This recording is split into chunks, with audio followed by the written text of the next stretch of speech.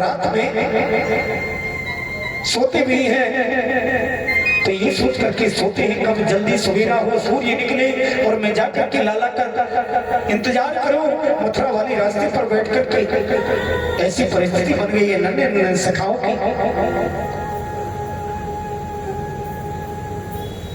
नित्य की भांति आज भी मथुरा के मार्ग पर ब्रज के ग्वाल वाल सका सब बैठे हुए हैं, शांत बैठे, बार बार देख रहे हैं लाला आ रहे हो वो, लाला आ रहे हो वो। आज ब्रजवासियों को एक रथ आता हुआ दिखाई दिया, एक सुंदर रथ आते देखा, रथ की ध्वजा चमकी। अब ब्रजवासी दौड़े, दौड़ पड़े, हमारे लाला आए गए, अरे कन्हैया आए गए भैया। एक बोलो, मैंने पहले ही कही थी ना वो हमारे बिना रह ही ना सके, वो आगे को जरूर। अरे कैसे रह ले वो हमारे बिना, जब हमको एक पल कोई ऐसा नहीं जाता जिसमें उसकी याद ना आती हो, क्या उसे याद नहीं आती होगी?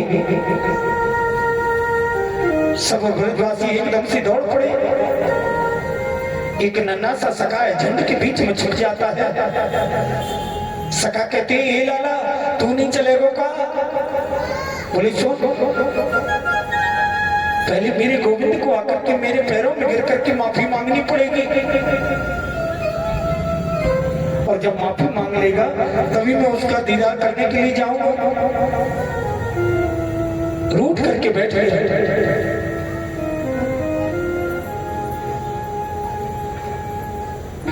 और फिर थोड़ी देर के बाद मैं सखाओं के साथ में चलने लगा। बोले भैया ये भैया तूने तो कहा था लाला हम रूठ गए, आकर के वो मनाएगा, पैरों में पड़ के तभी मानूंगा, तू तो चल दिया। बोले कोई बात नहीं, रूठ तो मैं बाद में भी लूंगा, पहले अपने कन्हैया से एक बार मिल तो लूं। कितना पवित्र भाव है।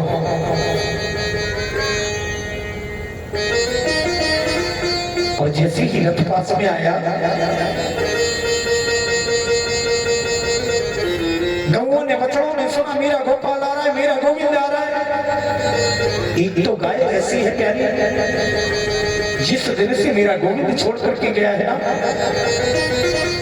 उसने खाना पीना कुछ नहीं खाया है, शरीर उसका जर्जर हो गया है,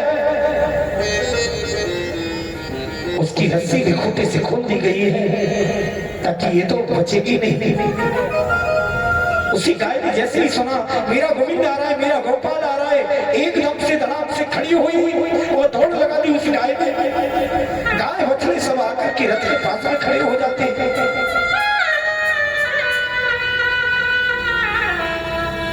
प्रेम की रीति अटपटी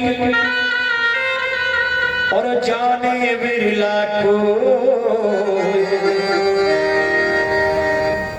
सजन एकदम से दौड़ करके गाय सब आ जाती है रथ के पास में। और आज सखाओं ने जाकर के देखा तो उद्धव जी रथ से नीचे उतर, मेरे भगवान ने अपनी काली कमली देकर के भेजा है, मुकुट देकर के भेजा है, ताकि मेरे बाल सका सब समझ आए ये हमारा दोस्त है, मित्र। भैया जय श्री कृष्ण, बोली जय श्री कृष्ण। एक सखा ने कहा बा लाला बा, अरे इतने दिनों के बाद याद भी आई तो किसको भेज दिया? बोले अपने मित्र को। सज्जनों, उद्धव जी पूछते हैं ए लाला ए भैया, यशोदा के महल की रास्ता कौन सी है? बोले सुनो, ये पानी का नाला बह करके आ रहा है ना, ये पानी का नाला जो बह करके आ रहा है, जहां पर जाकर के ये नाला रुक जाए वहीं पर समझ लेना मैया यशोदा का महल है।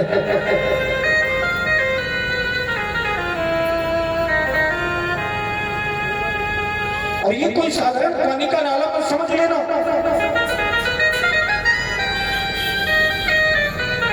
जब से मेरा गोविंद गया है तब से हजारों असंख्य गोपियां मैया यशोदा के महल में रोती रहती हैं।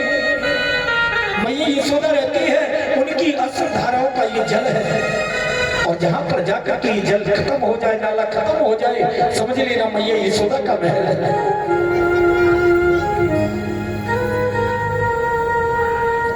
सजनों, उद्धव जी पूछे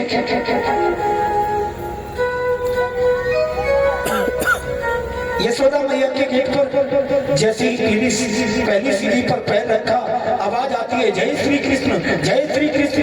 दूसरी सीढ़ी पर पैर रखा, जय श्री कृष्ण, जय श्री कृष्ण। और जैसे गेट को खोला, एकदम से आवाज आती है जय श्री कृष्ण।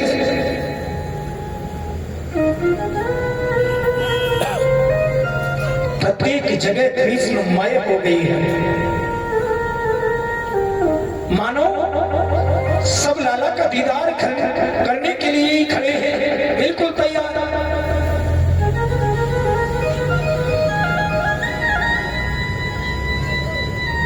मैया यशोदा के पास में पहुंची, मैया यशोदा, ए मैया यशोदा, मैं बृहस्पति का प्रवर मंत्री उद्धव मैया तेरे चरणों में प्रणाम करता हूं। मैया को ज्यादा दिखता नहीं है, जिस दिन से मेरा गोपाल छोड़ करके गया है। मैया यशोदा सिर पर रोती रहती हैं, चेहरे पर झुर्रियां पड़ गई हैं, आंखों की रोशनी कम हो गई, कानों से कम सुनाई देते हैं। जब उद्धव जी ने प्रणाम किया, बोले कौन है रे भैया? अरे भैया कौन है? थोड़ी धीरे बोल। क्यों? मैंने अभी तो पालने में लाला को लिटाया है, अगर तू तेज बोलेगा मेरा लाला जाग जाएगा। भैया धीरे बोल। उद्धव जी ने सोचा, वाह कितनी सालें हो गई गोपाल को यहाँ से जाते हुए, लेकिन आज भी मैया यशोदा ऐसा समझती है, ऐसा मानती है कि मेरा लाला पालने में लेटा है। बोले भैया तेरा लाला तो तुझे छोड़ करके चला गया। बोले कौन कहता है मेरा लाला छोड़ करके चला गया? पकड़ लिया उद्धव की बाजू को, चलो अपने लाला को दिखाऊं, अपने लाला से मिलाऊं। और जैसे ही पालने के पास में आई, मैया यशोदा धड़ाम से नीचे गिर गई। क्या करूं उद्धव, मुझे तो मालूम ही नहीं मेरा लाला इतने दिनों से मुझे छोड़ करके चला गया है। उद्धव ये वही पालना है जिसमें मेरा गोविंद लेटा करता था, मैं उसको सुलाया करती थी।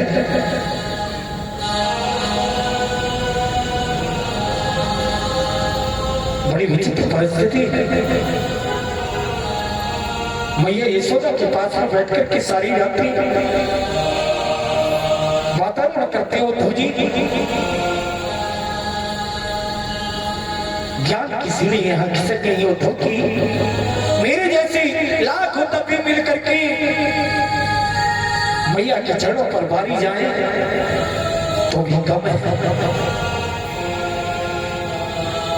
मैया यशोदा तेरा अनन्य प्रेम है। रात्रि भर मैया के पास में रुकने के बाद में सवेरा जब हुआ, उद्धव कहने लगे मैया, ये मैया हम राधा से मिलना चाहते हैं।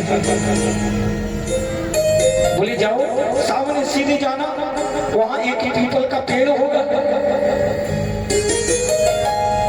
वही सखियों के मध्य में हजारों असंख्य सखियां बैठी होंगी और बीच में राधा रानी बैठी होंगी। जाओ जाकर के मिला।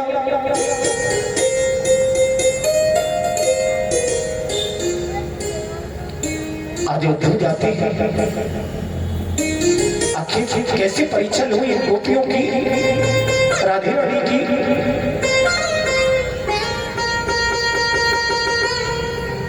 आज उद्धव ने जाकर के कहा,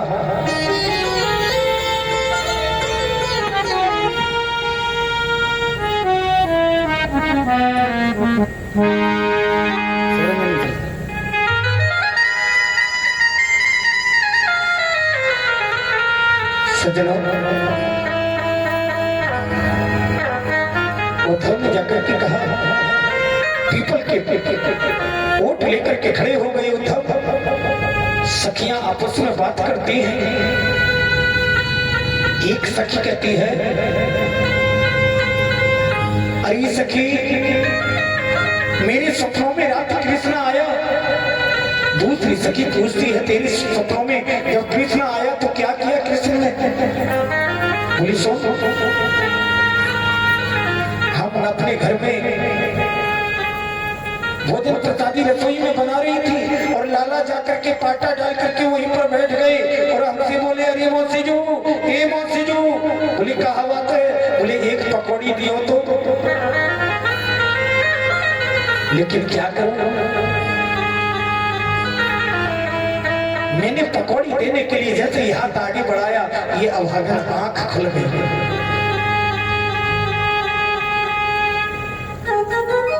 दूसरी सखी कहती है, बहन रात मैंने भी सपनों में कृष्ण को देखा। बोले क्या किया कृष्ण ने? बोले मैंने माखन की मटकी जो थी, लाला रोज रोज चोरी करे, मैंने एक मटकी लेकर के छीके में बांध करके और पेड़ पर लटका दिया। बोले जब ये चोरी करने आएगा तब मैं देखूंगी इसको। तो क्या बोलता है मालूम है? चल तेरी ही माखन को देखना है, तू रोक सकती है तो रोक। और जैसे ही उसने आकर के मटकी फोड़ी, मैं उसके पीछे दौड़ी उसको पकड़ने के लिए, पकड़ नहीं पाई, तब तक ये अभागन आंख खुल गई। सखियां सब अपनी अपनी व्यवस्था बताती हैं। राधे रानी बिल्कुल शांत बैठी है, बोलती नहीं है। सखियों ने कहा, राधे ए राधे, तेरे सपनों में कृष्ण नहीं आता क्या? राधा ने कहा, बोले सुनो, जिन गोपियों के सपनों में मेरा कृष्ण आता है, ऐसी गोपियों को मेरा कोट कोट प्रणाम प्रणाम करती हूं मैं। लेकिन मैं क्या करूं, जब से मेरा गोविंद मुझे छोड़ करके गया है, रात में कभी मुझे नींद ही नहीं आई। और जब नींद नहीं आई तो स्वप्न कहां से आता, और जब स्वप्न नहीं आता तो स्वप्न में मेरा कृष्ण कहां से आता? उद्धव की ज्ञान की सीढ़ी खिसक गई है। वाह गोपियों वाह, अनन्य प्रेम है। आज उद्धव जी निकलने के बाद में गोपियों के चरण में, राधा रानी के श्री चरणों में प्रणाम किया उद्धव जी। बोले गोपियों, भगवान के प्रति जो आपका अनुराग है, जो आपका प्रेम है, उस प्रेम को मैं कोट कोट प्रणाम करता हूं। लेकिन देखिएगा,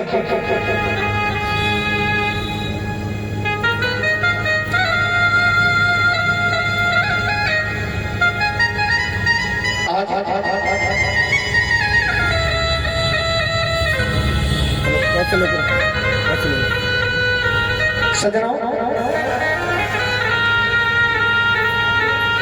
धूरी भरे सोहत श्याम जू, कैसी बनी सिर सुंदर चोटी, और खेलत खात फिरे अगना, पग पहनी बाजत पीरी कछोटी, और छवि को रस खाने बिलोकत, भारत काम कला निधि कोटी, बाकाग के भाग कहा कहिए, हरे हाथ सुले गयो माखनी रोटी। करके पल पल में याद आती है गोपियों को मेरे लाला की। उद्धव जी कहते, गोपियों मैं तुम्हारी इस अनन्य प्रेम को प्रणाम करता हूं। लेकिन गोपियों, हमारे गुरु जी कहते हैं, अपने मन में सदैव निर्गुण ब्रह्म को बसाओ।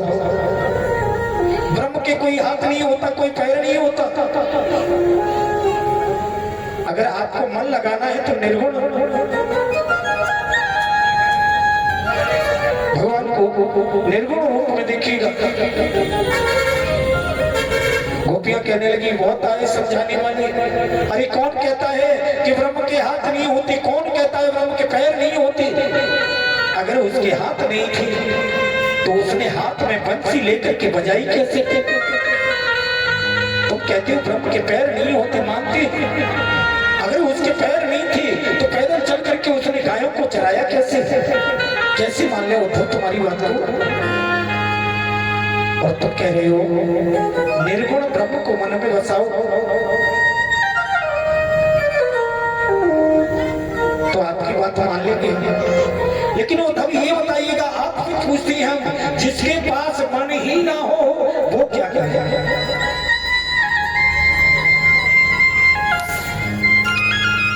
और गोपियां कहते हैं